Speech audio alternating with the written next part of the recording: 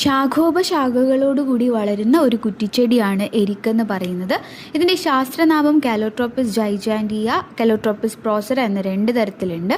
വെള്ള, ചുവപ്പ്, പിങ്ക് ആ ഒരു പൂവിൻ്റെ നിറത്തിലുള്ള എരിക്കിൻ്റെ വ്യത്യസ്തതകളാണ് ഈ ഒരു ശാസ്ത്രനാമവും 2ആയിട്ട് കണക്കാക്കുന്നത്. ഇതിൻ്റെ ഇലകൾ കട്ടിയുള്ളവയും മുകളിൽ ഒരു തരം മെഴുകുപോലെ കാണപ്പെടുന്നതാണ്. ഇല ഒടിച്ചാൽ വെള്ള പാല് ഒരു തരം കറ വരുന്നത് നിങ്ങൾക്ക് ശ്രദ്ധിച്ചാൽ മനസ്സിലാകും. ഇത് ഔഷധ ഗുണമായിട്ട് കരുതപ്പെടുന്നുണ്ട്. ശോധനത്തിന് ശേഷമാണ് ഉപയോഗിക്കുന്നത്, അല്ലെങ്കിൽ അതിൽ വിഷാംശമൊക്കെ ഉള്ളതാണ്. അപ്പോൾ പെട്ടെന്ന് ഈ കറയൊക്കെ പിടിച്ചു കഴിഞ്ഞാൽ നമ്മുടെ ശരീരത്തിൽ വീണ് കഴിഞ്ഞാൽ പൊള്ളാനൊക്കെ സാധ്യതയുണ്ട്.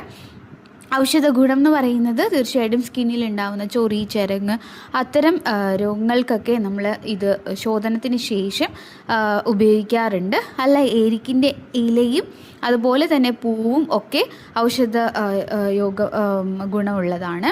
പിന്നെ എരിക്കിൻ്റെ ഇല നമ്മൾ വെള്ളം തിളപ്പിക്കാൻ, വേദനയൊക്കെ ശമിക്കാൻ, സന്ധിവേദനയൊക്കെ ഉണ്ടാകുമ്പോഴത്തേക്കും എരിക്കിൻ്റെ ഇല ഇട്ട് ചൂടാക്കിയ വെന്ത വെള്ളത്തിൽ കുളിക്കുന്നത് നല്ലതാണ്.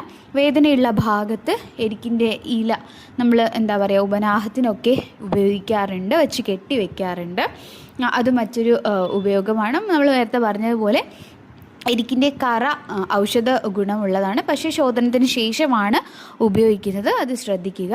അതുപോലെ തന്നെ ഉപ്പൂറ്റി വേദനയൊക്കെ ഉള്ളവർക്ക് ഈ ഒരു എരിക്കിൻ്റെ ഇല വാട്ടിയിട്ട് ആ ഒരു എരിക്കിൻ്റെ ഇലയുടെ പുറത്ത് ഉപ്പൂറ്റി വെച്ച് അവിടെ കുറച്ച് നേരം ചൂട് കൊടുക്കുന്നത് ഗുണപ്രദമായിട്ട് കണക്കാക്കലുണ്ട്. മറ്റ് കുറേ രോഗങ്ങൾക്കുണ്ടെങ്കിലും നമുക്ക് ഉപയോഗിച്ച് കാണുന്നത്, കോമൺ ആയിട്ട് ഉപയോഗിച്ച് കാണുന്നത് ഇവയൊക്കെയാണ്.